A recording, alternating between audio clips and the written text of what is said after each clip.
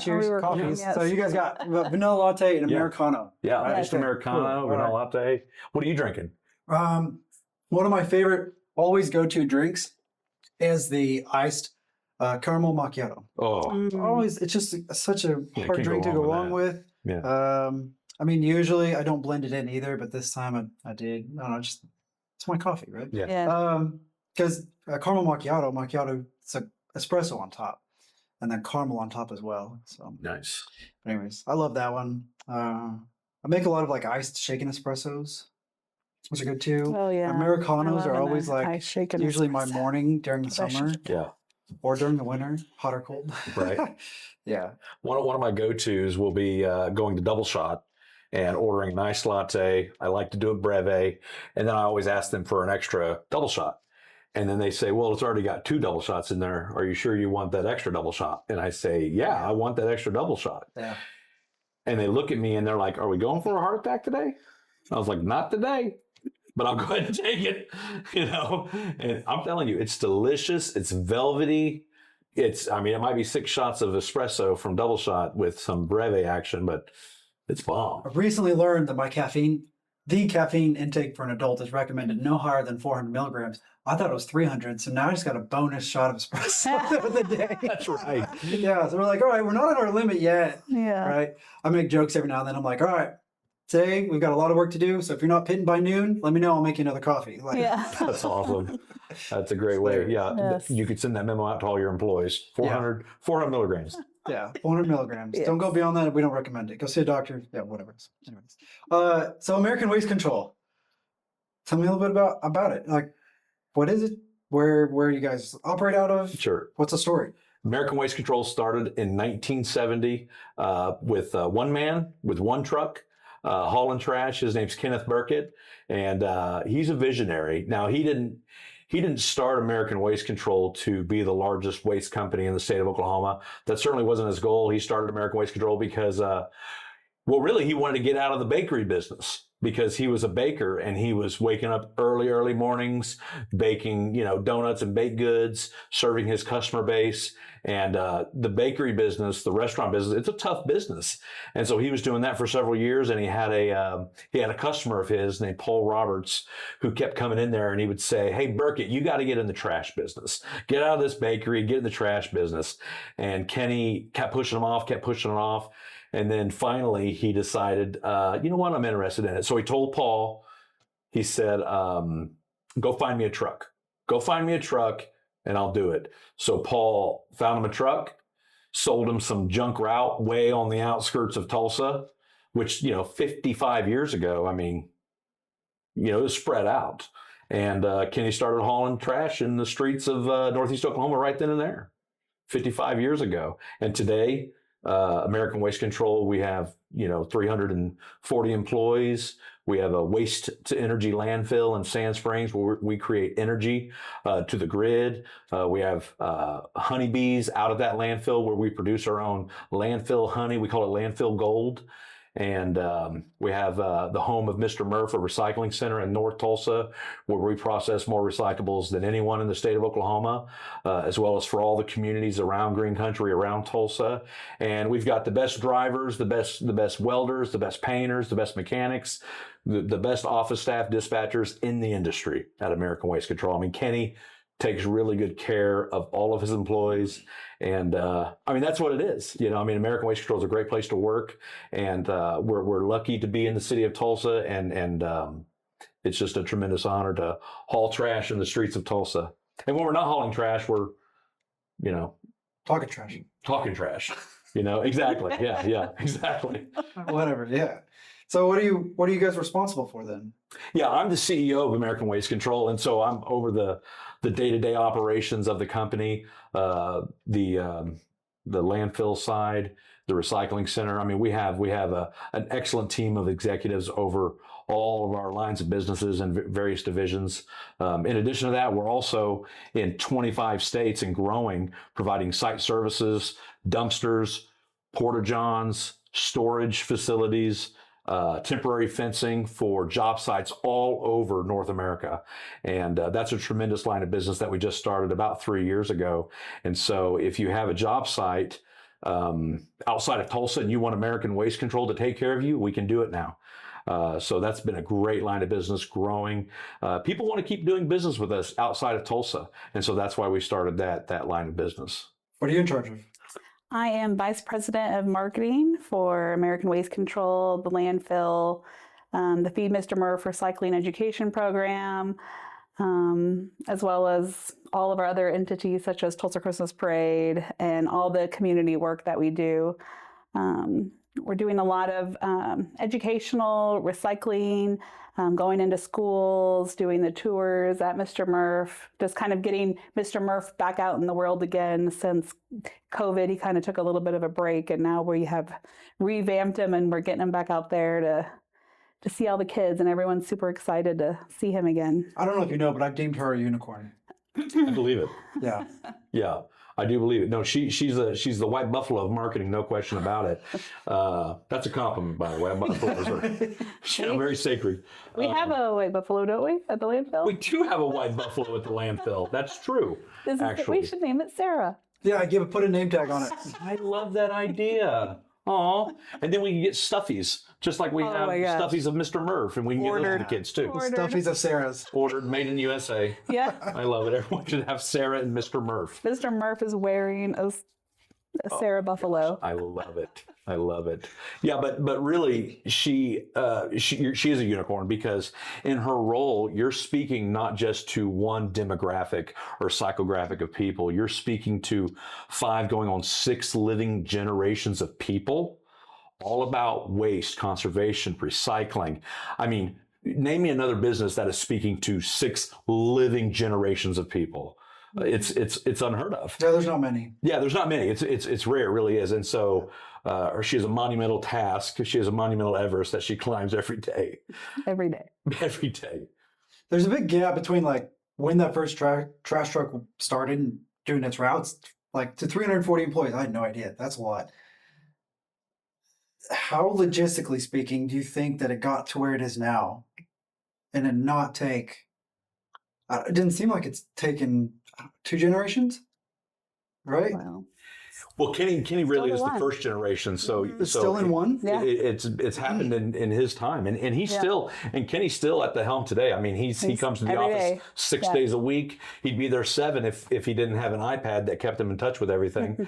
But yeah, Kenny has done it, and he's done it in his time. And what did it? One of my favorite stories that Kenny tells is when the big boy companies, the publicly traded companies, would come to town.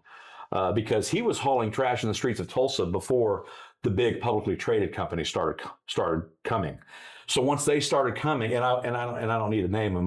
We all know who they are. Well, I do at least. I mean, the everyday Joe may not know who they are, but when these companies started coming to town, it was an intimidating thing for him, because these were large companies. They had a lot of capital, and they would meet with him regularly to try to buy him out.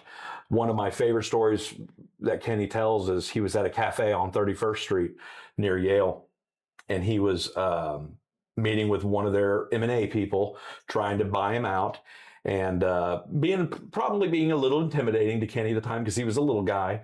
And the story that I love that Kenny says is, he says, this guy's sitting there buying his breakfast, and Kenny said, "Hey, look, I appreciate the breakfast. I appreciate you buying this breakfast, but let me tell you something." And he pointed out the window, or out the door of the cafe, and he said, "You see that out there?" And he was pointing to his trash truck. He said, "My time means nothing to me."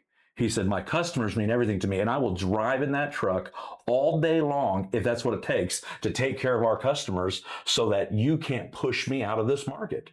So you can come here and you can threaten and you can do all the things that you do, but I'm going to drive that truck, and I'm going to, and if it breaks down, I'm going to take my time and I'm going to fix it, get back in that truck and haul and take care of our customers, because my time means nothing to me. I will haul circles around you guys." And I just love that, because that's who he is. He literally did not care what it cost him. And because of that sacrifice, and this is whenever it was just him and his wife. It was just him and his wife. They were married, didn't have any kids at the time. Because he sacrificed that time right there, we are here today.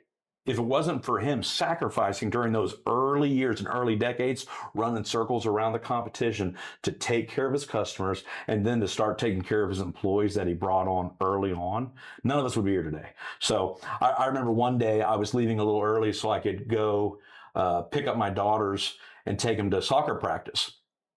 And I stopped in his office just before I walked out. And I just said, hey, I have to leave early today because I have to take care of pick up my girls and go to soccer practice. I'm their coach and I'm coaching the soccer practice. And I said, thank you.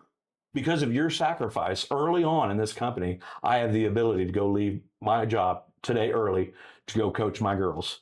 So thank you.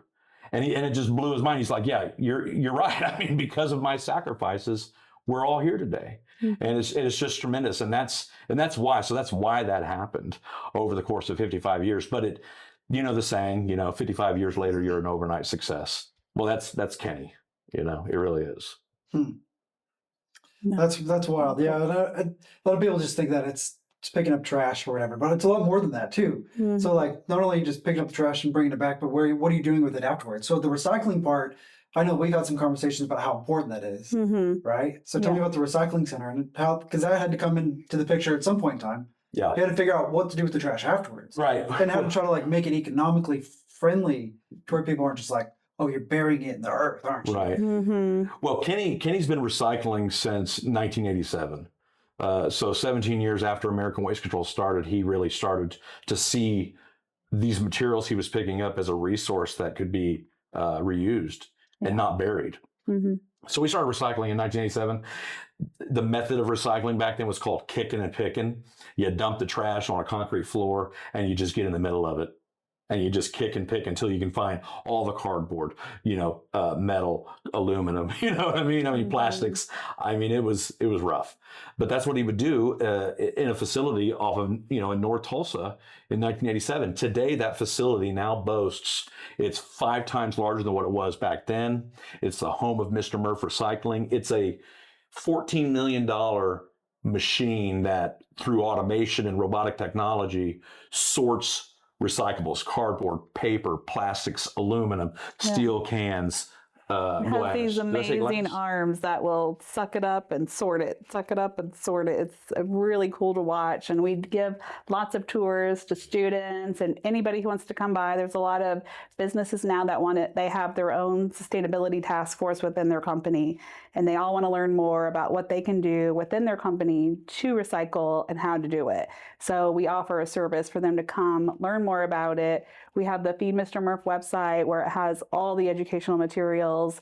We've done music videos, all kinds of trying to target the children to go home to their parents to teach them about recycling and what to do and how to do it. And I feel like it's made a huge difference on helping parents recycle at home because their kids are excited to do that.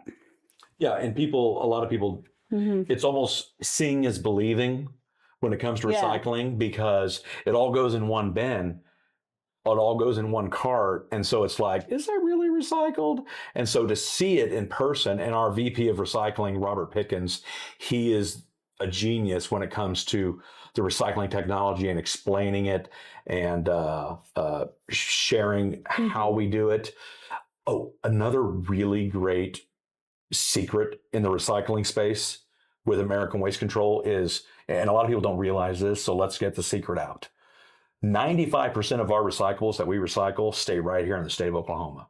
Literally, it goes to manufacturing facilities and gets brought and made back into new products right here in Oklahoma. So it's a great circular economy story. And people didn't realize that. So when we had our Murph fire in 2021, was that when we had it? I think so, yeah. We had our Murph fire, our giant machine that sorts it, burned because of a lithium-ion battery that somebody put in their recycling bin, probably hoping that it would be recycled. We call those hopeful recyclers or wishful recyclers. You can recycle batteries, but not the same way you recycle your paper or cardboard. And so people sometimes get confused. Right. And that's why the education is so important. I feel like that's more important than like advertising and stuff for us, is just the educating the general public and all the community about how to recycle, what to recycle, and where to recycle all those materials. Absolutely. Because ultimately it can affect equipment, the business, Oh, yeah. Yeah, I mean, operations, it was right? Yeah. Or It'll set loss you of back. life, God forbid. Yes. Oh, yeah. Right. Could be very dangerous. But what's great is, Kenny saw that these materials had a use outside of just being landfilled. And so part of our process being fully integrated, vertically integrated is, you haul it, you collect it through the trucking. And by the way, our drivers, our men and women that drive our trucks, they are the salt of the earth, type people. Like these people that are in your neighborhoods, that are in the parking lots of your businesses, hauling your trash and recyclables.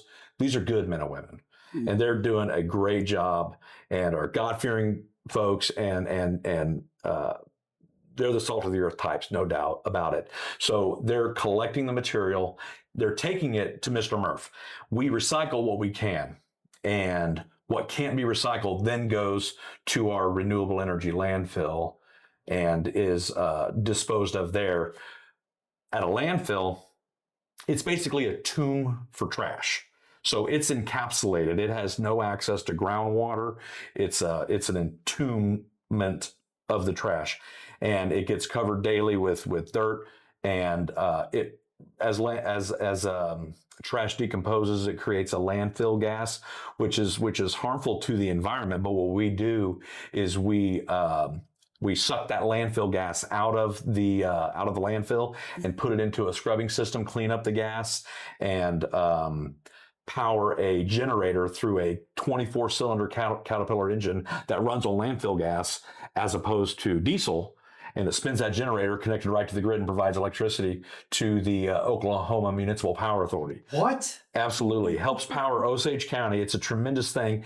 Yep. We're also in the middle of building a natural gas plant. So we will be able to provide electricity to the grid and a natural gas solution to the pipeline as well. So it's a beautiful story. Recycling stays in Oklahoma.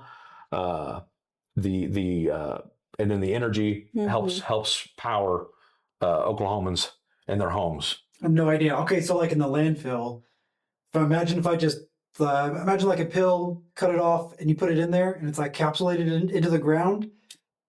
Yeah, correct. That So sounds like- Yeah, you're there's like a accurate. liner, And then is there yeah. anything on top to kind of protect it, or Yeah, the gas will go up, or And so there's gas wells drilled all over the landfill. And in those wells, there's holes throughout. And there's a small vacuum system that literally sucks out the landfill gas. that's crazy. It's okay, wild. I had no idea. Yeah, it's Yeah. wild. So when people think of American Waste Control, they see them in their neighborhoods. I see them in mine, and that's all that they know, right? Yep. For the most part, Sure. they don't know Yeah. anything beyond that. And part of that is just you don't know what you don't Yeah, know. right. So Yeah. I'm starting to understand like why the education part's so important too. Yeah. Yeah, and you really have a hard job speaking to multiple generations and really kind of figuring out when and where and how to, whatever methods it takes to do that. Yeah. So that they go, blink, oh, I get it. Yeah. That's why you put the batteries here and not Yes. there. Should be like American Waste Control. Nothing's wasted. Truly. Yeah, Literally. nothing wasted. Absolutely. That's crazy. Yeah. So it really becomes a game changer for Tulsa, especially. And it's cool to know too that like it stays in our own ecosystem. Right. We produce here, we use here, we Right. recycle here, and it comes back to Right. Yeah. producing again, Circle of life. So It is the circle of life. you talked about this honey bear. Yeah. Talk about the landfill gold. Yeah. I think it's perfect. Yeah. So how'd this happen? Yeah, so Kenny, our founder, he was reading about the honeybee population, how it was declining. And, if something happens to honeybees, our pollinators on the earth, we're in big trouble as a human race. Yeah. And so Kenny, who is a true conservationist at heart, said, not on my watch. And so we actually had a driver whose wife was a beekeeper. And for several years, she took care of our honeybees at our landfill.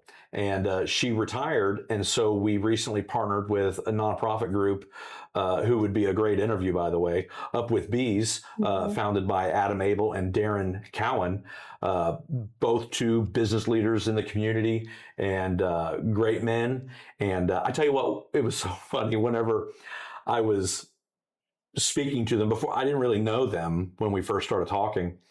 And when I was speaking with them, they were kind of describing their passion for beekeeping.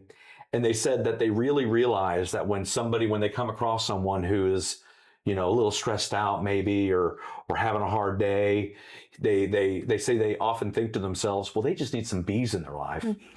Some bees in their life would just make it all better. And so I love that approach because absolutely, all you need are some bees in your life. And if you want a tour of our landfill, contact us and we'll give you a tour of our landfill and show you lots of honeybees. Because it's tremendous, yeah. And Mr. Murph has also played a role in some of this too. Like there's all correlation between all these different organizations. Transitioning over to him, what methods do you like to use him to help speak to the next generation? We take him out to a lot of schools. So we'll do a lot of, we have Mr. Murph, the mascot, who doesn't speak. So I'll either accompany him, or we also work with somebody here locally called Miss Rainbow the Recycler, and she will come out and she has like a kind of a recycled outfit, and she's like a superhero, and she hangs out with Mr. Murph, and they talk about recycling to different age groups and like kind of test them on what's recyclable, what's not recyclable. And, she has like rainbow hair. The kids love her. She's also a face painter by day and an art teacher. She does a lot of really cool stuff in the community. And she helps us a lot with those kinds of events. We also do a lot of like touch a truck events where we come out and the kids love hanging out with Mr. Murph, high-fiving, taking pictures with them. He has his own social media accounts. And then we did a song called Hey Murph with Hot Toast Music Company. I don't know if you're familiar with them. They really made a really awesome song for us. So we're just like sending that to different schools and talking about it, promoting the song, and looking forward to collaborate with Hot Toast again in the future to make more songs that people love, kids love, and adults love too. That's so cool. Yeah. Yeah, I've seen them, and you did that earlier on this year, didn't you? The music video? Okay, yeah. Yeah. We actually won second place in a national contest. No way. For our Hot Toast music video, Hey Murph song. There may be more to come. Maybe more to come. American Waste Control is known for music videos. Yes. Speaking of music videos. Yeah, we have, there was there is a Toby Keith parody that I did once to encourage our drivers to do their pre and post trip checks of their trucks. I'll send you the links if you'd like. We did a parody with of the Justin Timberlake "Can't Stop the Feeling" when that was a group deal with a bunch of employees. That was all of our employees dancing and lip syncing to the song. Yeah, because that was a trend back then. Yeah. You Can't Stop the Feeling from the movie Trolls with Justin Timberlake. It was super cute. It's Love awesome. that movie. Yeah, great film, great soundtrack. So yeah, there's a theme there. Paul Ross also has a. What do I have? Mariah Carey. I do have a Mariah Carey dancing. We're working on another one. Love in it. the Woodland Hills Mall. Yes. That was That's back cool. when That was the original. That was the original. That was the original That kickoff. started it. Yep. That started it. Yes. People want it back. More will come. We got to do it. It's We so had an cool. idea today. The culture too hasn't just been discovered, right? Like it was built all the way from day one. How do you, more on a serious note, like how do you still maintain that culture? It's a great question. When we were trying to identify what our culture is actually and try to personify it, the way we did that as a leadership team is we identified, we got everyone in a room and we identified who we believed was an ideal employee, who represented our values the best. And so we all had this person in our mind. Nobody had the same, maybe some did, now that I think about it. And then we went to our whiteboard and we wrote down the qualities of these employees. There's 10 or so people on our leadership team. So we started writing down all these qualities on a whiteboard that were representative of these model employees. These model employees, some of them might have been drivers, mechanics, dispatchers, people in the office, at the landfill, at the Murph. And so we started to write these qualities down. And as we saw trends, integrity is important to our culture. Passion is important to our culture. Accountability is important to our culture. Being people-focused is important to our culture. We realized, okay, here's our culture. Here's our core values. Here's what we are. And what was amazing is we could trace all of this back to Kenny. and him emulating these core values from the beginning. And so when we think of integrity, which not everyone, but a lot of companies have integrity as a core value. Well, when it comes to waste and recycling, you have to do things right in the eyes of the state and the eyes of the federal government. And so integrity is real important to that. Just do the right thing. Even when no one's looking, that's integrity, right? And so that was one of our core values. Culturally, we identified strongly in that as a company. And then with passion, a lot of people think passion, the definition of passion is just, being highly emotive, or being emotional. And that's not necessarily our definition of passion. Our definition of passion is being committed to serving the customer, being committed to serving one another, no matter what it costs, because it's going to cost you something. And oftentimes I'll go to safety meetings and I'll explain passion to drivers in this way. I'll say, sometimes, serving the customer is going to cost us something. When it's below freezing or when it's above 100 and we're out there driving or throwing trash in the back of a truck, you're suffering. It's going to cost you something. But because you're committed to taking care of that customer, because you're committed to running that route, you still run that route. You still take care of that customer. And it makes me think of even, the word passion, even means suffering in Latin or some language like that, right? And so when I think about one of our core values being passion. Like, hold on. I'm cough trying break. not to cough. Yeah. Let me put a cough drop in my mouth real quick. I think everyone bloats it at a certain level, and then they're like, Everyone what? Bloats it. Makes it kind of like a bigger deal, and they maybe a wrong word. Undervalue how important core values are, and like how they actually apply to the different aspects of business, and particularly like straight to culture, right? And the kind of employees that you hire, and the way that management and the people around you treat each other, right? Yeah, you nailed it. You hit the nail on the head. So when it comes to culture and core values, we hire by them, we promote by them, we coach by them, we performance improvement plan by them. We treat our customers by them. Yeah, we treat our customers by them. We treat our claims process by them. It truly is an extension of, it's not what we do, it's who we are type phrase. Yeah. It's almost kind of like therapy. I feel like when you try to work on defining core values and culture and which aligns with mission and vision and stuff like that too. And I feel like it also can adapt as the company grows. So from 1 to 300, some of those core values, it's been easier to define at a certain stage and draw that back and go, oh, okay, we see how that's how we got to that core value, how we got to passion, how we got to integrity, and it lines out to who our founder is. Makes sense, right? I think it's really hard to do it alone. So like in the early stages of business, young entrepreneurs, 5 employees, 10, I feel like you can still define it, you can still work on it. I think everyone should, because they should know who they are. They should know what they stand for. They should know what drives them, what's also going to drive their people, and try to find like-minded people, right?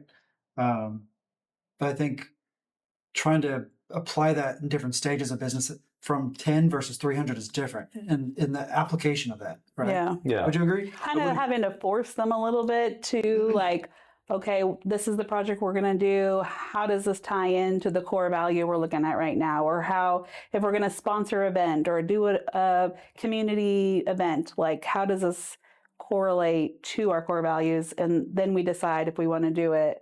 Like getting them in the habit of thinking about the core values pre-project. I feel like getting them in the habit always helps. Yeah. Train management and team leaders and things like that, like starting, because I would imagine just doing it by yourself as one person starting out is difficult. A lot of young business owners are like, what's the point? Like, why do I need that? Like, no one sees value in it, I feel like. Yeah, or if they do, early. It's just something they wrote on a piece of paper. Yeah, it's for the website and not for real life. Yeah. It's because, my buddy owns a business. He said, I should do it too. I'm like, Yeah, but you know, you almost got to Only dig do deep. it if you're going to do it. Yeah, Yeah. dig deep and practice it. What are the methodologies that you stick by Mhm. and practice with? Right? Yeah. Like, Yeah, it's almost like the Rotary clubs. Rotary has that four-way test. Is it the Mhm. truth? Is it fair to all concerned? Is it beneficial to all concerned? Is it hold on. We the got four-way you. test? Yeah. Yeah. Former Big Sea Let's take it Rotary. that It's been a one. while, but running your company's actions through your core values, your 3 or 4 core values, your filter Mhm. test, your four-way test, so Yeah. to speak. That's a great perspective. It's a great way to have it. And the foundation of it, whether you have 5 team members or 300, is trust, though. And Mhm. that was you should have seen our leadership team 6 years ago versus today. I mean, and we're not perfect, but our leadership team has grown and matured in terms of their trust with one another. And we've come a long way. And I got to give credit to one of our consultants who has helped us in this journey, and it's Kevin Burr with Barracuda Staffing and Consulting. I mean, he is shout out to Kevin Burr, because he's been an integral part in helping American Waste Control through this process. So it helps to have a facilitator for sure. You built a reputation to be a people first kind of leader. How do you practice that on a daily, weekly, monthly, or whatever recurring kind of basis? Is there any like rituals or habits or things you do just as they happen? Maybe you walk down the hall and you acknowledge somebody for something that Yeah, or like, what does that mean? I do like that technique of just walking down the hall, checking in with people, hugging drivers' necks when they come in at the end of the day, type situation. It's hard for me sometimes to be present because my phone's always blowing up, my computer's always blowing up. So that's something that I have to challenge myself with, try to keep the devices, at bay, especially when somebody's in the room with me. One of my goals, what'd you say? I think you do a good job of taking time out for everybody and I appreciate that. knowing their name and just getting to know them and their family and their life, and making sure that, you're checking in with them and making them feel seen. And I think you do a good job of keeping up with that. There is a gentleman who's a helper on the back of a truck that I was talking to in our parking lot one day, and called him by name and asked him how his day was, and he actually said to me that he was surprised that I knew his name. And I was like, well, of course I know your name. That hurt your feelings a little bit, I imagine, right? You should. You almost feel obligated that you should know your own people. Yeah, it made me feel. It made me feel something. It made me feel a little sad that he would maybe think that I didn't think he was important. You're right. And it's just like, buddy, you are really a big part of what we do here. And extremely I wouldn't be here important. without you doing your job. Literally would not be here without you. And our company, which provides all the benefits for you and your family, like you're an important part of our team here. You really are. And we spend a lot of time together, and we've seen some stuff, and the waste industry is one of the most dangerous industries, according to the Department of Labor. One of the most dangerous industries. So you got roofing. Waste. It's up there in the top 5 for sure. And so I've had the unfortunate job of having to go to spouses' homes and let them know that their partner didn't make it home from work that day because of an accident. And so when you get that tight knit with your family, that's that passion and that suffering that I was talking about.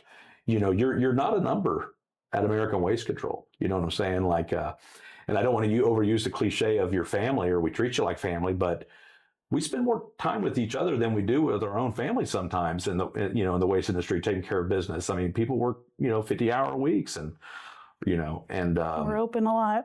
The trash never stops. Yeah, trash never stops, and so we've got to be there for one another. Sometimes that's each other is all we got sometimes. And so for someone to work for us and not feel seen or heard, or feel like maybe they wouldn't be seen or heard, that's important to us.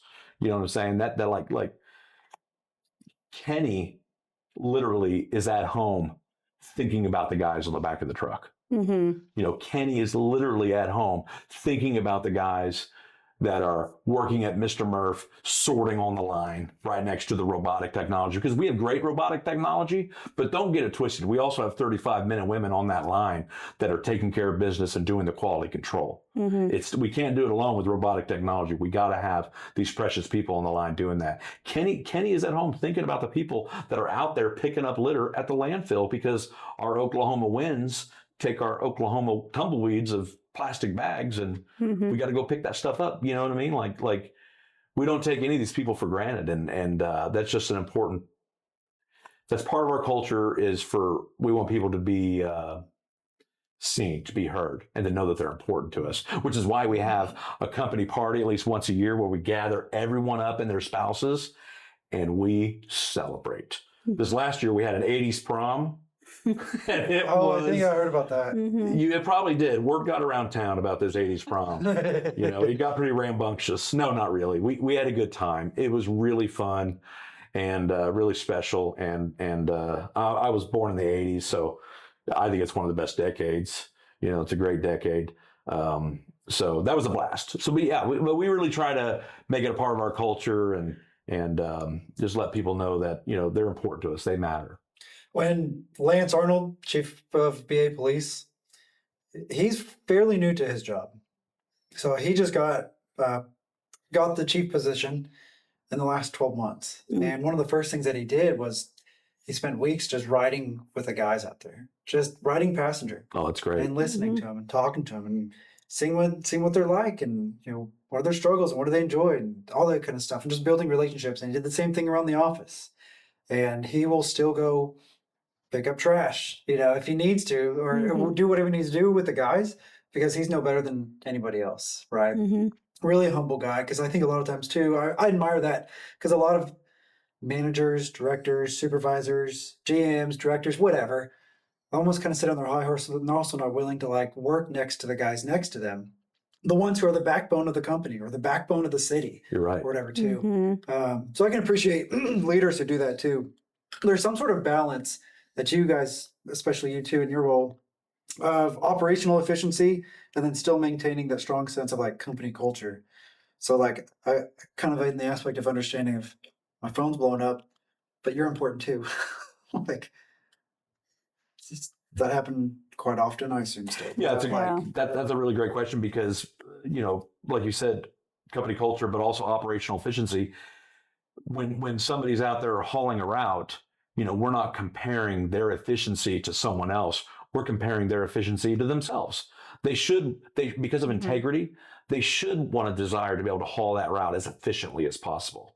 It doesn't mean we want their paycheck hurt because we want them working 5 less hours a week. Means we want them to be as efficient and as safe as possible, but not to compare them with another driver, but just simply to compare them with themselves and their performance from previous weeks, because that's integrity. That's doing the right thing. Yeah. And it's also one of our core values of accountability, which means we define as owning the results. Whether the results are good, whether they're bad, you own it.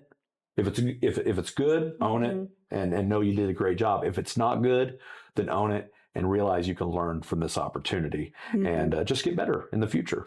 So yeah, you're right. That is a delicate balance, because you don't want to be, too corporate, and that situation. So I think that's a good point. How do you apply the culture stuff to marketing?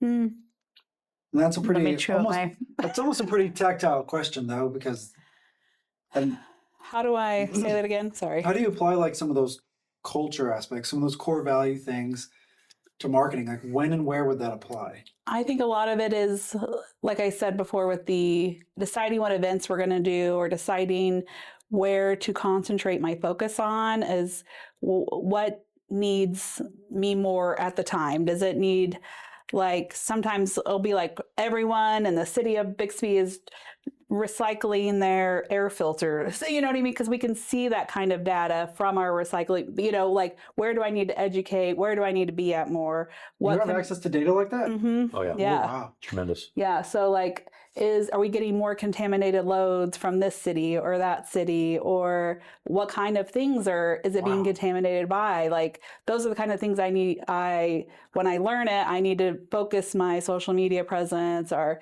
education on our website, school events, community events. Like, how can I get in there with the public to get seen and get the word out on how to better recycle and how to understand it and what to do with their trash. One way that I've seen Sarah do it in the past as well is just in her ability to storytell. She will tell stories if it's our founder story of how he got started, or if it's the story of a driver and maybe how they got their start in the waste business, or something that we just started is if it's a story of a helper on the back of a truck that throws trash in the back of a truck that we have now helped them go through our CDL program. We've gotten them their CDL, or they've earned their CDL, but we paid for the schooling, and now they're driving a truck. They're driving a $400,000 truck that they were slinging trash on the back of it. And just telling these stories through the lens and through the filter of the core values, whether it's on social media or a national trade publication. A lot of these stories, we'll tell it on the national trade magazines, because we want to encourage other trash companies to do likewise. And so that's one way that I've seen Sarah do it in the past a lot, is just in the stories we share. We get a lot of great stories just by our drivers being good people too. Of just a few months ago, we had a couple of drivers on the back of a truck that a bunch of ducks were stuck in what was it, like a water? Yeah, the storm drain. Storm drain. And they stopped the truck and got out and got in the drain and were rescuing these ducks. And all the people from the neighborhood were recording them, and they were like, "Oh my gosh, wild. thank you so much." So that right there is a great example of indirect example between having good culture and how that affects marketing. Yeah. And or PR for people, and because someone picks up their phone and they start recording the guys doing that, and then that's going to affect your world. Yes, or we get children that write us letters that say, we love trash trucks, and will you honk your horn when you come by, and tell your driver thank you for waving at us every single day. And my kid waits outside and is so excited, and sometimes we'll bring a little goodie bag or a little toy truck or a Mr. Murph doll or something, and we'll just drop it by, and it makes that kid forget about it. He's so excited, and they just love it, and it's always a fun little thing to do. You know? And when customers give us these stories, we don't take it for granted. We print it out. Oh, we love it. Yes. We read it over the microphone at the safety meetings. Yes. And the guys, it feels like a church service. Hankies are waving. I'm not kidding. It is awesome. We have a company newsletter. We put it in the newsletter. Put it in the highlight reel at the company party. We celebrate the heck out of it. We love a kid letter. Yeah, because it's tremendous. It really is. I'm gonna have my boys do that though. Yeah. Yeah. I'm gonna do something for our guy. Yeah. So yeah, I gotta meet him too. Yes. Yeah. They appreciate it. Which community do you live in? Bixby. Bixby. Is American Waste Control your hauler? Mm-hmm. Okay, thank God. That's good. It'd be awkward if it wasn't. No. Yeah. The city of Tulsa doesn't start the Tulsa Christmas parade, do they? Is that ran by the city? No, it's run by us. Really? Yeah. Now we work with the city. We get our permit through the city. But American Waste Control took over the management and organizing of Tulsa Christmas Parade probably over 10 years ago, and it's a great community event, and it's free. It's open to the community, open to everyone. We have a great time. Now, if you want to enter in the parade, if you want to have a float or an entry, now that's not free. It costs about $120,000 to put the parade on every year, between security, the cost for balloons, the cost for helium, the cost for permitting, crowd control, permitting. It's not a cheap event, but I tell you what, it's a 99-year tradition that is worth continuing. And special thanks to Reesers, who has come on board as our title sponsor this year, Reesers Tulsa Christmas Parade, presented by American Waste Control. And we have a lot of really great sponsors that have continuously helped us keep it going. Tedford Insurance, Chick-fil-A, I'm forgetting a lot, Million Dreams Cabins, There's a list. There is Yeah. a It's list. a lot of supporters, Yes. A lot but of it takes a support. village too, right? Oh, It yeah. really does. We have a really committee. Sarah has been so effective in helping us decide our themes for the last few years. You want to talk about that a little bit? Sure. Previously, we were doing kind of more, I don't want to say generic, but more broad themes every year. It's just something of like, what was an old thing? Can you think of Yeah, like an old-fashioned family Christmas, Christmas, which is a great theme. or, It's you know, it's no, a I'm not traditional like theme. But we were trying to keep it fresh for people and something different and a way to tie. Yeah. Sorry, guys are staring at each other. You want to make it famous? Yeah, you, No. It's like I think I probably named that Sorry. one. My bad. you brought it up. I don't know. That's not where I was going with that. No, but I love what we've done. We partnered with local nonprofits to highlight and introduce new Yes. audiences to Tulsa Christmas Parade. Like Soldier's Wish. Yeah, well, Soldier's Well, Wish has been a Soldier's part of it Wish, since yes. we've been a part of it. Oh, Yeah. really? Yeah, where we grant a wish to a soldier's family at the beginning of the parade. I'm usually there recording the wishes and taking pictures. I reckon I see you. No, we have like a theme every year of was it 3 years ago? We did like our grand marshal for the year was Muriel Farrion, and she's the original creator of the Care Bears and Strawberry Shortcake. Oh, Tulsa yeah, icon. yeah. Yes. She was. I think she was offended when she was like, "You don't know who I am." I'm like, "No, I'm so She sorry." just enjoys razzing you. so But I know what you've done, though. Yes. Like my Yeah. sisters and everything. Totally. Like, Yes. it's very admirable. And I think yes. it still floors me every time. Of all places, Tulsa. I know. Right. Every time something big like that, I'm like, Tulsa? and no one, you go outside of Tulsa and they're like, oh, you drive cars or do you what? I'm like, no, I've never seen a car. We still live in teepees. Like we don't have I electricity. know. When I lived in New Awful. York, people were like, they were asking me that and they were dead serious. Wow. They were like, Wild. I was like, no, Yeah. I've never seen so many buildings. Like I was just, eventually I just Yeah. went with the flow. You But Yeah. have to laugh. people about don't know what's outside of that and they think that we just, Or you know, but- riding horses. yeah. And I think Yes. Tulsa is a little bit more entrepreneurial than I think people Mhm. realize. And I think a Mhm. lot starts here and goes out Yes. more than probably it comes in. Yeah. Mm-hmm. It takes a while for it to come in, it seems. So I agree. I think we probably do export more than we import. I agree with that. On new concepts and Mhm. ideas and stuff. I think it starts here, it'll wind up somewhere else and it'll be pushed outwards Yeah. and eventually it'll wind up back. And we're like, it started here, right? Yeah, very creative. People are like, what? Really? Like, yeah, it started Come here a in long Tulsa. way. We We've have a come a very- long way. We have a very creative mecca here, a very tech-savvy mecca here in Tulsa. We're very fortunate. And that's part of what we wanted to highlight. And so we highlighted Muriel Farrion a few years ago. Yeah. And that- She had a Christmas character She had a Christmas character. named Sorry, I Holly didn't mean to Berry. interrupt or take Yeah, over, but I that's got okay. excited when you were talking about that. Yeah. I was like, oh, yeah. And then last year we partnered with the Outsiders House Museum. Oh, Talk Danny? about that story. Mm-hmm. And that was hugely successful. Yeah, and Danny O'Connor was our grand marshal that year, and so we did that. That was the Stay Gold, Merry and Bright was the theme last year. Just a gold point boy.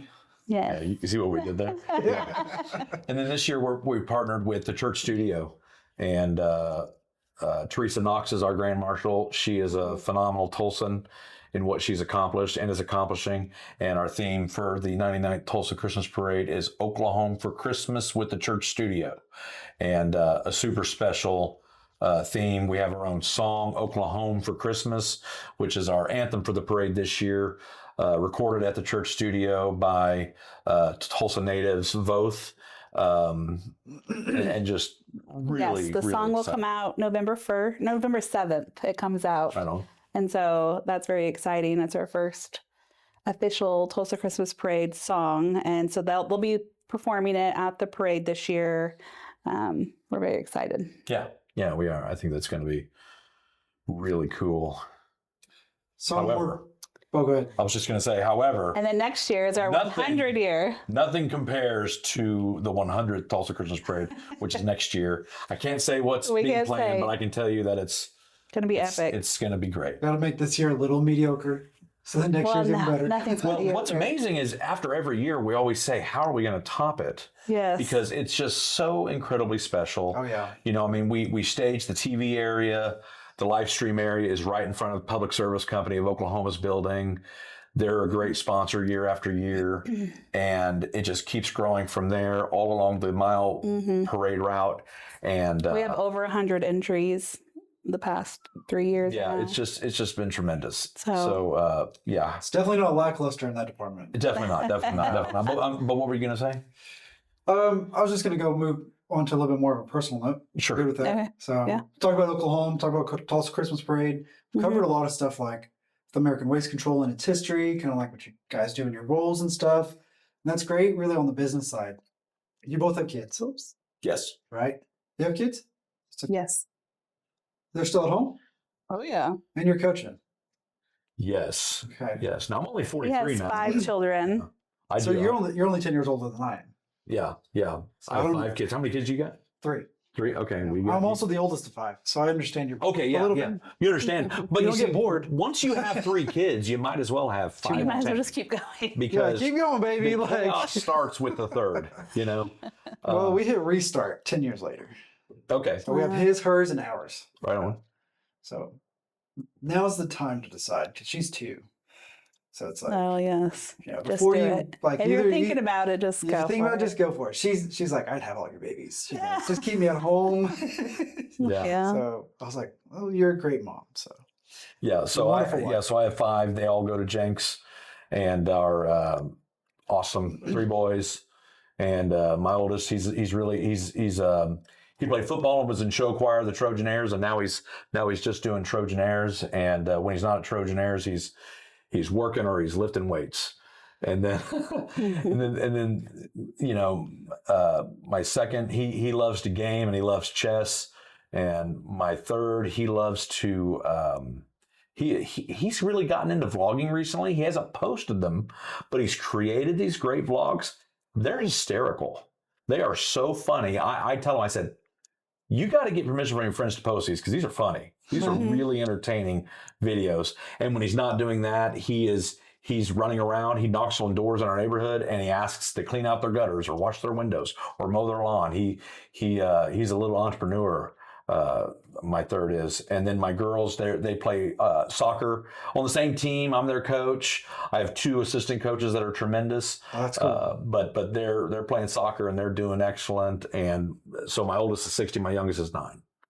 And then you have 2 wonderful girls. Yes, I have Ava, who is 10, and Stella, who is 9. Well, she'll be 9 next week. And then I just got married last week. So now Yes, I have a thanks for mentioning bonus that. daughter who Congrats. is 15. Okay. So we have 3 girls in the house. So lots of feelings get and a honeymoon? emotions. Huh? Do you get a honeymoon? And we're you- going somewhere in April. So Okay, that's yeah, okay. I got to Because you spread got it the out. Christmas parade and a bunch of stuff. I got too much Yeah. stuff going on right Okay. now. Yes. But at least you have something in the works. That's Yes. Yep. Yeah, It'll spending that happen. quality time is important. Yes, for sure. Celebrating. Mm-hmm. All right? Yep. Uh, He wouldn't give me any time off. No. so there's this, I sent you a link to this. So it's a Facebook Okay. group called the Fit Dad CEO, Yeah. the boardroom. Are you in it? Yes, Okay. Do you know Michael Watkins? of course. Okay. Did you see what he posted? Recently? Just 2 days ago about Do I need to tonight. get my phone out? Oh, I texted it to you. So I'm going to read it. Okay. And then Okay. you can, whatever. But Yeah. let me know if you, I'm just going to read it anyways. So it goes, tonight I got to just be dad. For the past decade, I've been a coach dad. Yeah. And from Pee Wee football to travel baseball, every season, every car ride home, the lines between being dad and coach blurred more than I like to admit.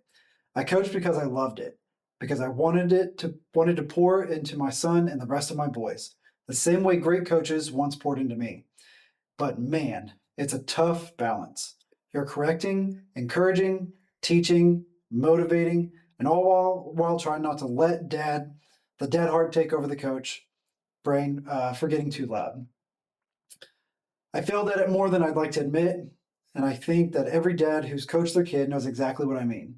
But now I'm in a new phase. I get to be just dad. Tonight after his football game, he was beating himself up over a play, frustrated about a missed ball, replayed it in his mind like it defined the whole night. The truth is, he played great, did his job, contributed to the win, so I got to do what dads do, remind him of all the great things he did right. I got to speak the truth over the noise in his head, and sure, a little bit of coach came out. Learn from it, move on, don't stay stuck here. But this time, it came from a different place. Not from the sideline, but from the heart of a proud dad. I love this new phase, watching them grow, supporting him and his sister from the stands, and being his biggest fan. Because no matter how many seasons we've shared, this one just might be my favorite. I read that and I got choked up because I'm also coaching. Mhm. I've coached my boys in soccer, basketball, and now football. Football for the last 2 years, but one of them's now in tackle. One of them now switched from baseball over to flag football. So I'm coaching both of them this year in football.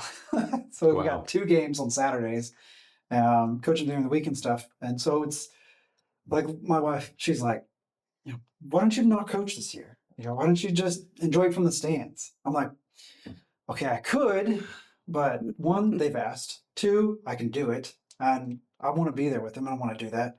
I've only got 1 or 2 more years left before they go off and do school ball or a different competitive sport where I'm no longer Mhm. a viable coach option, right? Just because there's paid options where they're professionals that are doing it or whatever. So I was like, I'm going to do that. I would love just to enjoy by the stands. And even when I'm coaching and stuff, like it's still hard for me to just, I can't be dad. Like I got to be coach. And so I try to do a little bit of both and it's very hard. So I understood that perspective on that. And then last weekend, I told the head coach, I'm like, hey, like, I'm not coaching this game. I got to shoot some photos.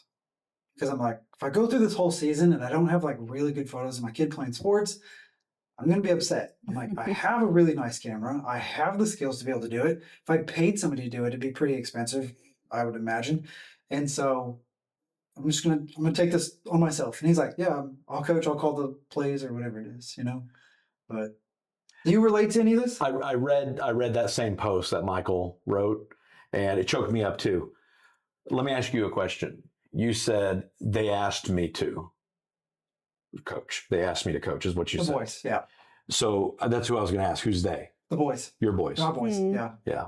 I Like, Dad, love. will you coach? I Like, love absolutely. that it was them that asked you Mhm. versus the other adults or the other coach, the head coach, because I think that tells you where you need to be. Mhm. That you're in the right spot where you need to be. That it's important for them to have you be their coach right now. And you reconciling that with being dad as well. Now that's your cross you get to bear, right? But it sounds like you are, because that's why I'm coach, is because my girls asked me to be. Mhm. And they ask me every season to continue to be. Now, it sounds like you're in a similar position. I'm very blessed. I'm the head coach, but I have 2 coaching staff that are phenomenal. That literally, Coach Tara, she does the plays, she does the starting, positions. She'll do the subs, and I help by yelling sub to the ref. You know what I mean? Tell them what their name are. What their Yeah, name. and their names. The name of the team is Queen Bees. Queen Bees. Queen Bees? Yeah, Queen Oh, I Bees. love it. Yeah. A little bit of a nod to our bees at our landfill. And the Queen Bees are a phenomenal group. But I would say, as head coach, my real role is more because the staff is so good. Tara and Charlie. I would say I'm more of a head encourager to the girls. That when it comes time to calling them to task, it's almost like whenever you and your partner, you and your spouse is like one's good a cop, better bad cop. disciplinarian. Yeah. What was that? Good cop, bad cop. Yeah, the- good I'm cop, the- bad cop. I'm the good cop, good coach on the team. Yeah. Like the other coaches will tear them up or tear them down, beat them. And Yeah. like, And hey, they're we like- need to do this. And you're not doing it right. You need to hit them. Yeah. Whatever. Like, what were you thinking? And I'm like, hey, man, it's all right. Like, what were you thinking out there? Like, what was going on in your head? Like, Yeah. Yeah. So try to get them to process it. it sounds like you're doing the right thing, but you're absolutely right. And Michael hit it on the head with that post that he wrote. And Michael Watkins is phenomenal. I was in a men's journey group with him, discipleship group with him, probably 5 or 6 years ago, for I think for 2 years. And we were in it together. And Michael's phenomenal. He's great. He's such an inspiration and a good friend. And I think I owe him a call back. So if Michael, you're listening to this, I love you, bro, and I'll call you soon. Life's busy, What advice would you give to someone who is in a similar position As far as coaching their kiddos. and being who you are professionally? Yeah. What's something you wish somebody would know? Yeah, that's a really good question. Or even with you, Sarah, is there anything that comes to mind where you're like, Don't beat yourself up. I think it's important, even when you feel like you failed as a parent or you missed something or you lost your cool or are impatient at times, if you just have open conversations with your kids about it and talk to them. And, we're all just humans trying to figure it out. And like mom guilt, dad guilt, you always have like, if you're excelling in one, you're failing at the other. And I think like you just got to let that go and, do your best. And it's good for your kids to have a little bit of struggle. It's healthy. It's fine. Yeah. They can't be comfortable all the time, Absolutely. Yeah, I agree with that advice. I would also add to it, celebrate wins, celebrate small wins, stack those wins, no matter how small they are. Yeah. Even if you lost the game, still. One of my something wins. good happened in My it. boys, let's say out of 20 kids, 80% of them are new. First year tackle kids. Oh, wow. Yeah, wow. Oh yeah, wow. Yeah, no, I'm like, they come crying off the field when they get hit. I'm like, welcome to football. Yeah. And then they don't want to hit anybody. I'm like, get into football. Have you You watched gotta hit football? somebody, Yeah. please.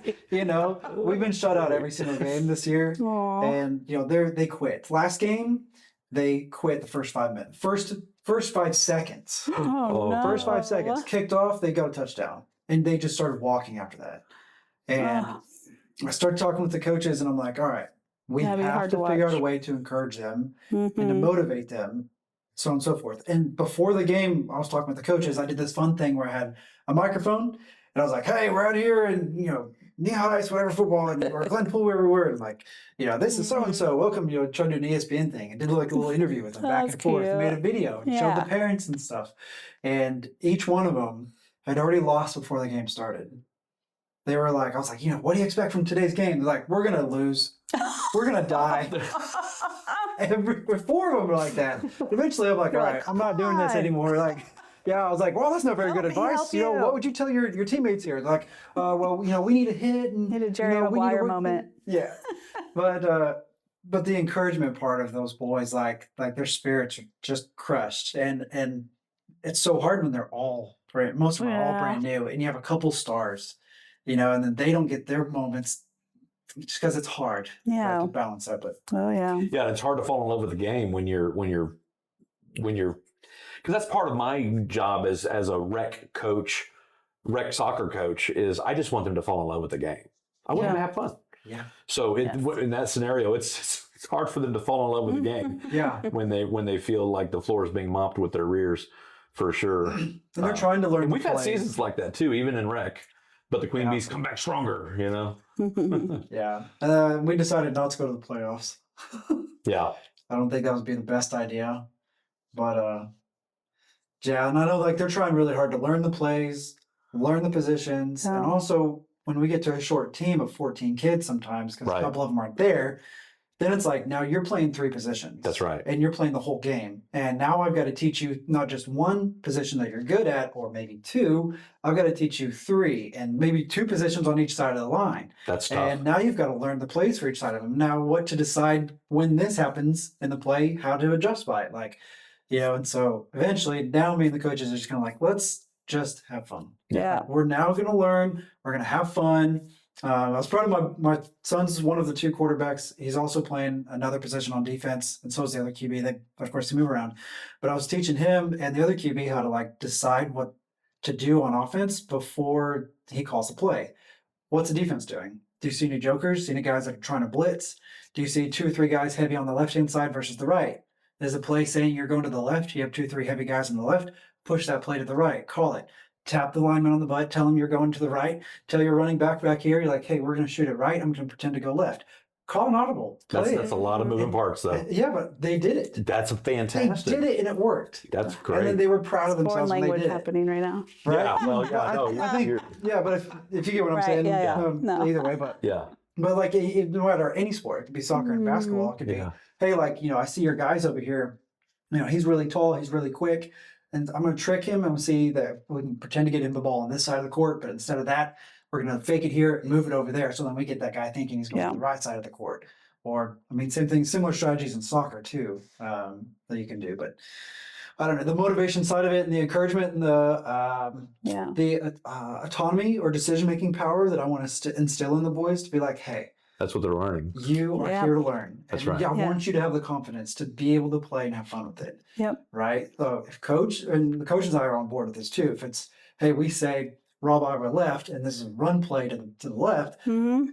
you see something that doesn't look right and the guy's blitzing right through that gap, tell your running back, tap your guy on the butt and tell him, hey, you know, and Mm-hmm. then we teach him kind of how like you can adjust a little bit and have some fun with it. Yeah. Or go outright. Just like life. Yeah. You know, make some adjustments just like life. Yep. Right. Yeah. Exactly. Okay, couple of questions, and then I've got these cards that I haven't used in like the last 3 or 4 episodes, just because they've ran like, I don't know, just haven't done them. So, but I'll get to those in a second. First question's for both of you guys. Whoever wants to answer first. You feel like you are lucky or you're smart? What was the question? Lucky or smart? Am I lucky or smart? I'm going with smart. Yeah,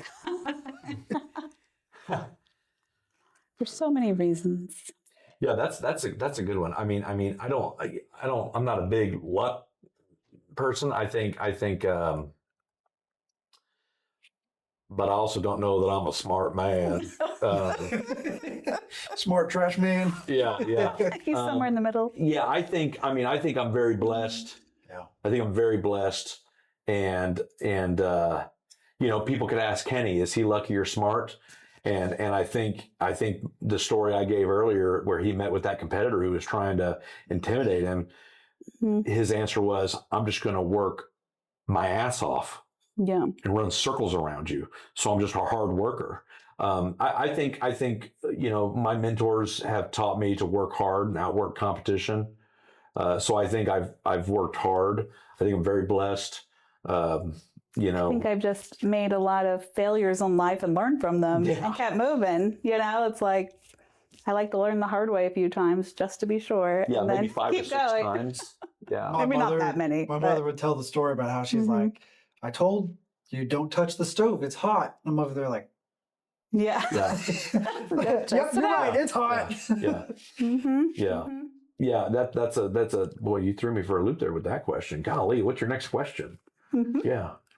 If I may answer, I believe that I'm lucky enough to be in the opportunities, but I'm smart enough to put myself in those places to have the opportunity, right? So like, I don't just sit on the couch and be like, "Well, we're not getting any business." Yeah. You know, like you got to go out, create the opportunities for luck to happen. Yeah. You know. Mm-hmm. Well, and I It's a think little that's bit of one thing. Yeah. Kenny, who's I would certainly say is one of my mentors too. He was very smart to surround himself with people. He says all the time, I surround myself with people that are smarter than me, Yeah. that are the experts in their field and what they know how to do, and that has helped propel American Waste Control to where we are today, Paul. And I really believe that advice, and I think he's been very maybe lucky because he has found these experts. Yeah. And That- listen to what they say. and Even if listen to you what they don't say. think they're right, just He's still not- listen. Yeah, Yeah. he doesn't surround himself with people that just say yes to him. He wants to be challenged, and he wants people that are subject matter experts to tell him, "Hey, this is the way to go. This is the right thing to do." So, Yeah. so I guess I would say definitely he's smart and lucky for that reason, and work circles around his competition. But no, I think you're right, especially to seize the opportunity. That's brilliant, because it ain't just gonna come. You know what I'm saying? You don't just flip the open sign on and Here comes business, or Yeah. or here comes the lottery, yeah, right? right. Yeah. The other question is, would you encourage somebody to just jump right in, get started, don't wait, go for it? Even if you make the mistakes, you'll figure it out along the way. Yes. Or you're like, hold on. Before you do that, you should at least do a risk analysis. Make sure you're prepared before you get started on something. Well, I'm the type that if we're gonna, like, say we're playing a board game right now, I don't want you to explain it to me. Just deal the cards. Let's go, Yeah. and I'll Know what learn you it as we are. go. Yeah. You know what I mean? So I'd probably give them that advice. You know, Yeah. I mean, it definitely depends what we're talking about, but I definitely not heart would surgery. say, Hey, you haven't done it before? Just go cut them open. Go for it. yeah, like don't get a second mortgage on your house or anything, but but I definitely think being thrown to the wolves, as they say, is the best way to learn. It just jumping out there and figuring it out. Fake it till you make it. And if it's something you love and are into, you're going to figure it out and you're going to get there. But if you keep tiptoeing, and worried and wondering, maybe that is your intuition telling you maybe you shouldn't do it too, Yeah, true. Could be. Like, right. Yeah. listen Yeah. to that. But otherwise, jump in. Jump in. My Water's wife's warm. Come on. my wife's the one that's like, let's be prepared. Like, let's think Yes. about it. Let's talk about it. Let's analyze it. Let's wonder about it. Yeah. And eventually I'm like, it's time to make a decision. Yeah. Like, No, yeah. and sometimes she gets frustrated because I'm like, I figured it out what not to do 4 Yes. times by the time you thought about what we should have done. Mhm. Yeah. You know, so, Mhm. and then sometimes I'm really glad that she's already thought through it, been meticulous, planned it, you know, a little bit. Mm-hmm. I think I'll do, I hate to say that it depends answer, but it really Yeah, does. it you really know. does. If it's getting into an industry that has a little bit higher risk, financial risk, Yes. risk of injury, I'm not just going to be like, all right, you know, here we go. And, Yeah. I would try to do my best to be a little bit more planned, right? So Mhm. injury to a person, financial injury, Yes. legal, try to be a little strategic in the decisions. But I don't sit there and wonder what happened. And I'm definitely, over the last decade of my life, definitely have done things where I'm just like, oh, learned what not to do, like the Yep. stove in the fire Yes. thing, right? Or Right. it's hot, stove's Yeah. hot. Yeah. So Agreed. these are cool. Have you heard of the Diary of a CEO? Yes. No, I have Okay. not. He has his version 2 of his cards. I haven't bought them yet, but I bought these. It took a month for them to get here. And so I've been rotating them through, and I don't think I've made it through the whole deck yet. And even if I did, I probably wouldn't know because I keep rotating them through. Yeah. Yeah. But a lot of times us as humans, we have a difficult time connecting Yeah. as humans, especially for some of us who are like a little bit more analytical or methodical in the way that we do things. Mhm. My mom would joke, she'd be like, "You're little Asperger's." Yeah. Nothing wrong with that. Like, Mom, look, I got these cards now. You Yeah. have to like. Right. Right. Yeah. So I don't know what these are. Okay. We can answer them one at a time. And if it's complete trash, we can skip it and go to Yeah. another one. Yeah. Yes. I You have like a my similar, pun? I have a similar deck Yeah. with my family, and with we've even done it as an icebreaker for our leadership meeting before. Mhm. Okay. So it's These not cards? diary. It's not Diary of a CEO. It's a different brand, but yeah, Same no, that's concept, that's a. Okay, what is the belief that you hold that most people disagree with you on? Oh. What is the belief that you hold that most people disagree with you on? Oh, okay. I have one. Okay. Okay. I don't know if it's necessarily a belief, but it's more of like a habit or a tradition. And this is probably just the way that I was raised. But every time that we arrive or we leave from family, or we answer or hang up from a phone call or anything like that, we always say, "I love you." And we always, give us a kiss on the head or whatever. Like I always do that with my wife. I always give her a kiss when I see her. I give her a kiss when I leave. I always want to hug her. Same thing. And I always want to remind her that I'm there, that I love her. Mm-hmm. And if something happened to me, at least that was a moment that Aw, she would have last yeah. remembered, you know? And I don't know why. I think we've always done, my grandparents have done it. And so like they would always greet me and it'd be like, "Hi," and then you get a Mm. sloppy kiss from grandpa or whatever, right? Yeah. Or Nana or something, right? So Yes. there's some belief probably beyond that. Something deeper. But Yeah, I mean, I think I would venture to say most people would probably agree with you on that belief. And if they don't, what the hell? a lot of people don't say hi or bye anymore. Like the coaches, like Well, on the my next team, they're generation, like, like when my kids call me, It's they will awkward. definitely hang up without saying anything. Yeah. it's awkward. I mean, Yeah, I'll definitely Irish exit. Yeah, like the Irish exits are all the time. Like, You're right. is that an ability? Not directed Yes, to you, no, that no, you said it's that, okay. but is there an Maybe not to inability my to children connect? or people, you know. Is there an inability for us as humans to say goodbye? Yeah. Wow. You know, is there Interesting. because like the Irish exit's not funny to me. Yeah. Yes. Not because like if Yeah. you leave, No, and yes. if we're at an event and you leave and I don't get to tell you bye, you Yeah. in particular, Uh-huh. I'm gonna be offended. I'm gonna be like, I didn't get to tell Sarah bye. Yeah. I will probably text you and say it was good to see you. You know, And I'm like, oh, they know me. I'll see them yeah, I'll later. see him again Yeah. soon. But will I? Yeah. I You know, know, it doesn't right? matter. But you know, I don't think Yes. that's any fault of my own to like feel that way or like want to tell somebody, "Hello, hey, how are you? It was good Yeah. to see you." Right. But if I see you at an event, I'm gonna want to tell you bye because like I know you. I think you're cool. We have a relationship to some degree. Like Yes. Yeah. You know? Yeah, I mean, Yeah. it's like that meme or that thing that I've seen on social media where it's like, you know, when you have your last conversation or your last meal or your last fill in the blank with someone, you don't know it's your last until it is. Until it is. Yeah. Yeah. So that's a great belief. Yeah. I like that belief personally. Yes. I've lost 4 family members in my life, and that was pretty traumatic for me. So like maybe that's another reason why I value it so much, and we're not family, but like I'm still gonna say hi. Yeah. Yeah. You know, say I bye. know. And I'm like, why'd you Irish accent me? Yeah. Right. You know, I mean, I think it's just, like my family did that a little bit growing up. Like, it was Mine just too. the way you kind of grow up, and that's what becomes your norm. And it doesn't mean like it's not that I don't love you. That's how I leave.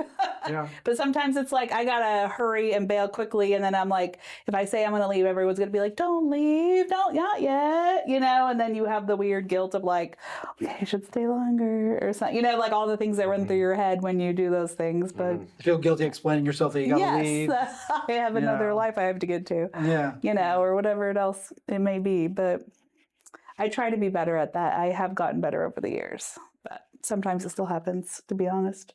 yeah, I think one belief that I have that most people might disagree with me on is if you post a picture of a spider on social media, I'm gonna unfollow you. For real? Arachnophobia. Yeah, I mean, I'm not afraid don't- of spiders. If I have one in my house, I'll kill it. No big deal. But I just don't want to see the picture when I'm scrolling. You know what I mean? So there you go. That's a good People probably one. think that's a little dramatic, but I won't post spiders. yeah. That's I'm one. It just seems unnecessary. Someone posted the other day, they were like, open up the drawer and saw this. And I'm like, thanks. I don't want to see that critter. Like, what the heck? You need the sensitivity shield it's on weird. it. It's weird. You know. I must have, that movie Arachnophobia must have got me. See, it's tied to trauma. was These scary. core beliefs are tied to trauma. Oh, they are. Yeah, no A lot question. of the actions that we have that we do day to day are directly tied to some major event in the history of our life. That's a ridiculous one, by the way. I admit it. It's ridiculous. My kids, whenever like they'll call me because they find a spider and they want me to kill it. It's no big deal. I'll go up there and kill it. No big deal. But I don't want to meditate on it while I'm, You don't want to take a picture sitting on of the it. throne, strolling. You know what I'm saying? Is that too much information? I don't know. No. Next question. It's your turn. Ugh. got- Pull a question? No, what do you got for questions for me? Oh. Ooh. Well, can I pull one? Well, Yeah. sure, if you want to And do ask that. you? Yeah. Pull Yeah, it. let me pull it and ask Okay. you. Okay. Braedon.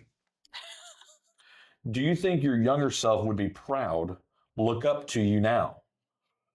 Oh, I love that. And it was asked by Louis Capaldi, who's I like Louis.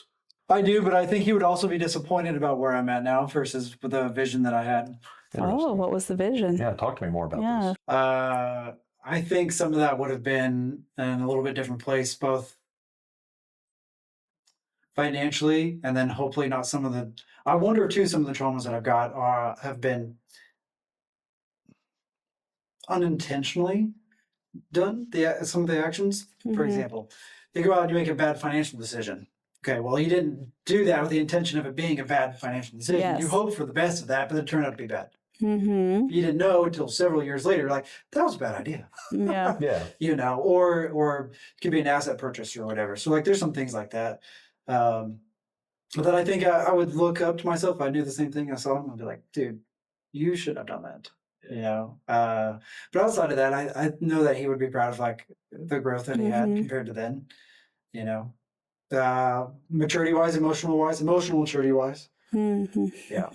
Have you ever seen the movie The Kid?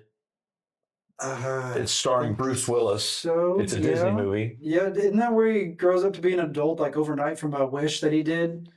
It's something like that. At a He's circus? he's an adult. No, that's big. Are you Big. thinking of it? Yeah, that's big. That's big. The circus, the weird thing. Yeah. What The Kid is it's Bruce Willis is an adult, Yeah. and then his 10-year-old version. They're in the movie at the same time? Yeah, they're in the movie at the same yep. time. I think I've seen that too. It's been And a so long time. there's I don't know some if I've seen that one. there's some it's a really great it's a really great film. It deals with like why Bruce as an adult is the way that he is because of things he experienced as a child. And then Bruce gets to help child Bruce Willis come to terms with some things which help heal Bruce, adult Bruce. It's kind of beautiful. That's cool. Yeah, it's sweet. It's sweet. You ought to watch it. The Kid. I don't know if it's on Disney Plus or not, but it's a Disney film, so maybe it is. You ought to watch that, though. How would you answer that? Do you think your younger self would be? There's this line in the movie where the kid says to Bruce, like, "You mean to tell me I'm balding and I'm 40 years old and I don't even have a dog?" Or something like that. It's so funny. But how I would answer that? He does have a dog now. Thanks, Sarah. I do. He's a good boy. Yes. Yeah. That was good. I think my younger self would look at who I am now and the fact that I'm a father to these 5 wonderful kids would be blown away and very proud of that. And how present and how supportive I am to these kids. I think they would be like, "Whew, way to go, Paul. Way to go, Paul. And you run a trash company? You serious?" You know, I think he would be. Now, I don't have a recording artist career and I'm not touring the world. That's his real He might be calling. disappointed about that. YouTube sensation before you knew what YouTube was. Yeah. I don't have a YouTube channel with 20 million subscribers. He might be disappointed that I don't have that yet. Yeah. I spoke with somebody. He sold his 4th oil and gas company. He sold multiple. One of them was $800 million. Didn't get started until he was 53. Wild. Not too late. Not too late. There you go. Yeah. So, In another life, in about 10 years. Yeah, exactly. Exactly. Yeah, baby. Touring the country. It'd be hilarious. So yeah, I think that's what I think. What about you, Sarah? Yes, I think I would be proud of myself for sure. I am. I'm still just a little girl inside being proud of myself Amen. every day. Oh, yeah. I do things all the time that make me uncomfortable, and I'm like, oh, look, I did it. It wasn't so bad. Right. You know, it's important to do things that you're scared of. So, It's the only way growth happens. yes. You know, is to be uncomfortable. Yep. So I've been trying to, it's one of the reasons why I like the podcast. I started this 3 years ago, 100th episode, and 6 episodes from now. Wow. Wow. Yeah. That's very cool. Twice a month for the last Congratulations. 3 years. Who's Been your 100th consistent with it. episode? It goes know? back to one of the originals. Okay. So Cool. my buddy Abel, he operates a landscape company out of Sapulpa, and him and I started it. And he started it with me to support me or whatever. And then he's like, "Oh, I like this." And then earlier on this year, it's had a lot of business changes. So he's like, "I got to step out, but I'll be back." So Yeah. but me and him, we're gonna get together again. I don't know what we're gonna do. I've got a Yeah. bunch of ideas, but we're gonna do something somewhere else outside of here. Yeah. Cool. But, Like an on location, something fun. yeah, but the uncomfortability part. So one, I wanted to become like a better speaker. Naturally, I don't have a very loud voice. I got a small mouth from my dad, so it makes it very difficult in the first place. Yes. And then secondly, I want to be as natural and as authentic as possible. So to be a good speaker, I believe that those people that you can see that were just really authentic, like Yes. more admirable than those where you're like, okay, you scripted this 100 Yeah. times, and that's cool, like great message, but also what Yeah. else? And also like it just teaches you just to be live. You know, when you're authentic, like you're live and you're real to people, right? So Yeah, for sure. it's different. Yeah. I get that. So this has helped me Good. kind of do a bunch of that over the years. Yeah. The thing that I like about you say you have a small voice or mouth or whatever it was you said. The thing Both. The thing that I like about it though is it forces people to lean in. Oh yeah. Yeah. Yeah. It's like it's like, oh, What'd you say? I want to hear what Braedon's saying. Like, let me lean in here. Like this He is has good to do stuff. that a lot when I talk. I have to do. You're like, speak up, I can't hear you. Yeah, I do. I have to. Sometimes I have to remind some of my kids, use your stage voice. Yes. Use your Jinx PAC voice. Yeah. Oh, project. You know. Yeah. I would have practiced that. There you go. So speak up. Yeah. Yes. Yeah. Then I feel like I'm yelling. I know that I feel that way Like, too, I'm but sorry. when he talks like at a press conference or something, he definitely like commands a room and everyone stops what they're doing and listens. And I'm like, wow, how do you do that? Drop a plate and break it He would. first. I No, wouldn't, not really. wouldn't doubt it. Really, haven't done that. Still time. It's very Greek though to do that, isn't that a Greek thing? I don't know. Kupa. Yeah, Yes. something like that, right? Yeah. You guys are entertaining me. Like I can sit here and just watch you guys. We do a lot of banter. We do a lot of banter, but that's how we get a lot done. There's no question about that Yes. because we've got so many hats. Even though we have more than 300, and 30 employees, we wear a lot of hats. A lot of hats. She's and a lot of projects happening at once. yes. So we have to work together all the time to close loops. Is she almost the chief of staff? I would say so. Sure, absolutely. She may too much chagrin, but yeah, for sure, Grid. no question about it. Ay. Business leaders all over Tulsa trying to steal her from us. You can't have her. Yes. You're kind of You can't have her. Yeah. I'm like, yeah. I'm just kidding. Me up on the LinkedIn. She's thinking. No. Yeah.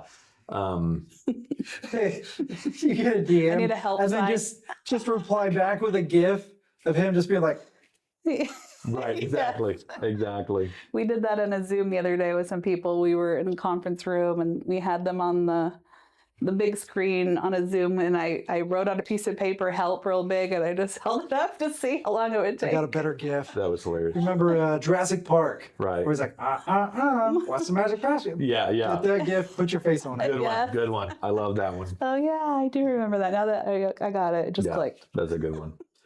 I really appreciate the opportunity to Yeah. just kind of have some of these conversations, learn a little bit about you guys, and more too about American Waste Control. There's more to it. And it's not just the trash trucks you see up and down the neighborhood, right? And learning about kind of where the trash goes, knowing that the recycling stuff is there in place, and that it really does come full circle. And there's a whole ecosystem with it. Yeah. Absolutely. I hope more people learn about that and Yeah. take advantage of that. I probably need to get a recycling bin now. I feel guilty that I don't have one. So Yeah, you do. I will make that a priority. So True. I will contact. Yeah, text me your office and say, address. "Hey, I'll give drop me it one." off. Yeah. And probably keep one here too, and then just bring it home. Yeah. And that one. Yeah. A lot of So, folks do that. Great yeah. idea. But I appreciate you guys. And of course, if you think of something you need anything from me, just let me know. So, Yeah, we appreciate you having us on, and if folks want to get a hold of us and get a tour of the Murph or the landfill or Oh, whatnot, how do they do that? Yeah, just go to AmericanWasteControl.com and submit a contact form, and we'll get in touch with them. It's on feedmrmurph.com Yeah. website is the tour form. Yes. Yeah, the book Or if tour. you want Mr. Murph to come out to your school, to your community event, we take applications that way as well. All right, thank you. Thank you, Braedon. This was fun, and thank you for the delicious coffee.